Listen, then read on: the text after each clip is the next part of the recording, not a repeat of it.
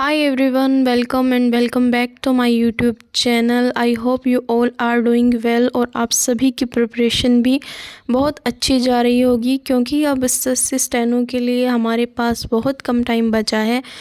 सिर्फ 30 to 35 days ही बचे हैं, क्योंकि बाकी के जो 10 दिन हैं वो तो रिवीजन के लिए ही निकल जाएंगे। तो मेरी प्रिपरेशन, जैसा मैंने आप लोगों को बताया कि 1 मंथ का जो है वो गैप आ चुका है। मैं पिछले 6 महीने से प्रिपरेशन कर रही हूँ, तो उस वजह से मुझे अब डबल मेहनत करनी पड़ेगी।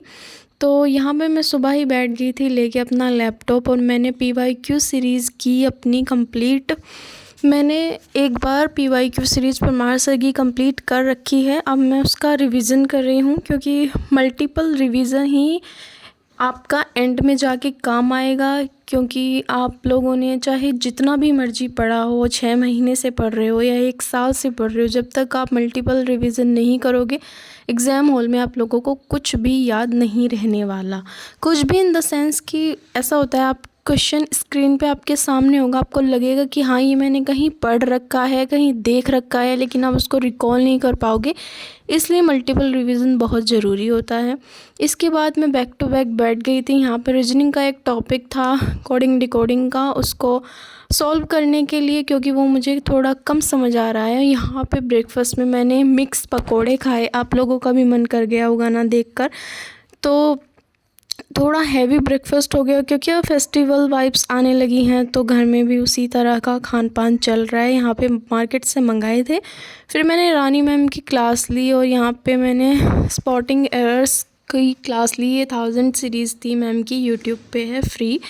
और मुझे आप लोगों से पूछना था कि कमल छाबरा सर से मैंने रीजनिंग का कोडिंग डिकोडिंग टॉपिक जो है वो क्लियर किया है। हालांकि मुझे अभी इतना समझ नहीं आ रहा है, तो आप लोग प्लीज़ मुझे सजेस्ट कीजिएगा कोई अच्छे टीचर, क्योंकि मुझे उस टॉपिक में बहुत प्रॉब्लम हो रही है। तो यहाँ पे मैं दोपहर के टाइम पढ़ रही थी, तो बहुत अच्छी धूप आ गई थी। और इन दिनों ना धूप बड़ी प्यारी लगने लगती है, क्योंकि हल्की हल्की सर्दी आनी स्टार्ट हो गई है, तो बहुत अच्छा लगता है धूप में बैठ के पढ़ना।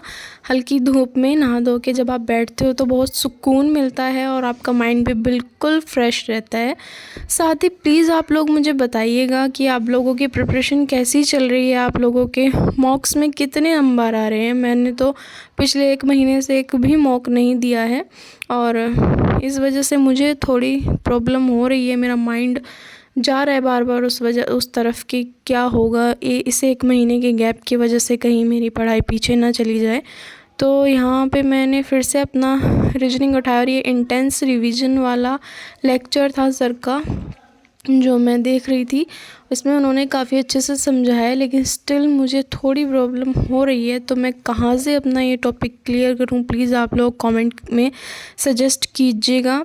और रीजनिंग के लिए मुझे कोई बुक बताइएगा जिससे मैं प्रैक्टिस कर सकूँ पिनेकल के अलावा, क्योंकि PYQ मैंने कर लिए हैं जितने थे टेक्स्ट बुक के, और उसके अलावा मैंने यूट्यूब से ही 1-2 लेक्चर देख के किए हैं।